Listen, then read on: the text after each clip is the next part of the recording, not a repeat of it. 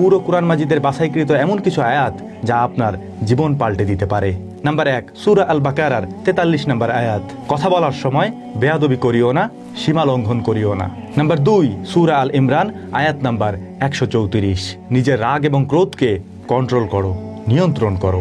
Number 3, সূরা আল কাসাস আয়াত number 177, অন্যের সাথে ভালো আচরণ করো। নাম্বার 4, সূরা আন নাহাল আয়াত নাম্বার 23, অহংকার করিও না। নাম্বার 5, সূরা আন নূর আয়াত নাম্বার 22, অন্যের ভুল ত্রুটি ক্ষমা করে দাও।